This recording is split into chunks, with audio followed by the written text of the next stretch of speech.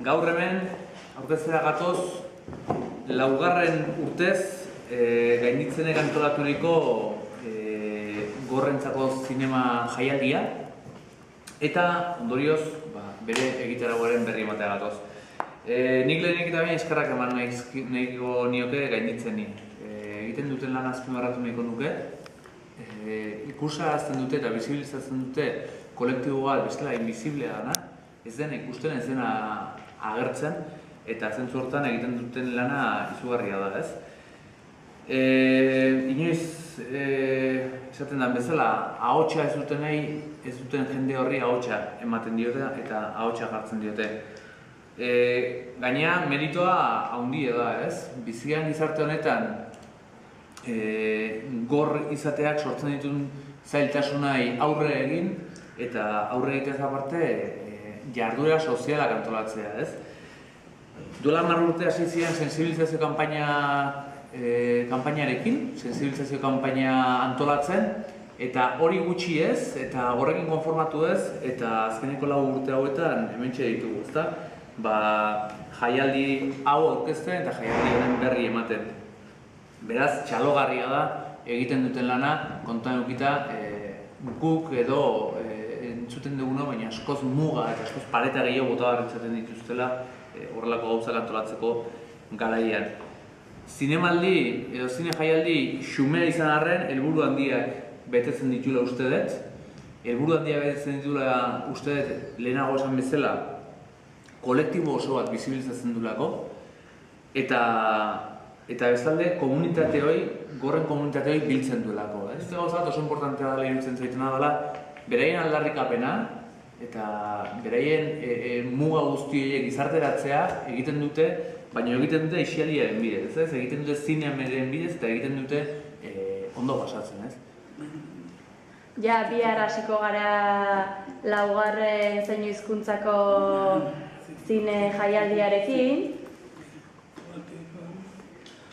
Ja da, denbora damakigu honekin lanean. Eta lan hau gogorra balin bada ere, guk saiakera egiten dugu gure komunitate gor hori ere jendeak ikus dezan bertan dagoela, gizartean gaudela gu ere. Ze egunerokotasuna, zailtasun asko ditugu. Orduan, guk orain Tolosako herritarrei eta ingurukoei eskatu nahi dieguna da festival honetara gerturatzea. Ez baita pertsona gorrentzako egina dagoen festivala. Pelikula guztiak zein hizkuntzan diren arren, azpitituluak dituztelako eta interpretatuak izango direlako. Goizetik hasiko da larunbateko saioa, 10:00 eta arratsaldeko 7:00 amaituko da. Tartean deskantsuak badaude.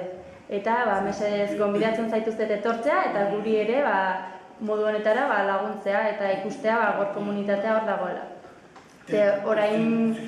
Orain arte oso pertsona entzule gutxi etorri dira. Jende asko etortzen da Euskal Herriko beste txokoetatik, pertsona gorrak. Eta horiek egun guztian zehar pelikula ezberdinak ikusi ondoren iluntzean Tolosatik ibiltzen dira taberna ezberdinetan eta bertako giroan eta oso ondo pasatu ohi dute. Eta larunbatean ikusiko duzue kalean dagoen giroa San Ferminetako giroa bezala dela. Bertan pertsona gor izugarri pila daudelako. Orduan, guretzako dira, gorretzako San Ferminak izango dira bezala. Festa berezi bat guretzako egina dagoela. Eta ni horregatik oso harro nago.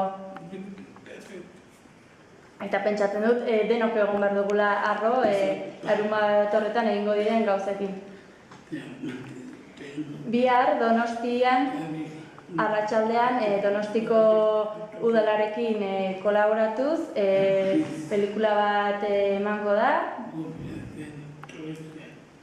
Ostegunean Tolosako zineklubarekin batera, beste pelikula bat emango da. Gero Tolosako kulturretxearekin kolaborazioan, ostiralean ere dokumental batzuk egongo dira.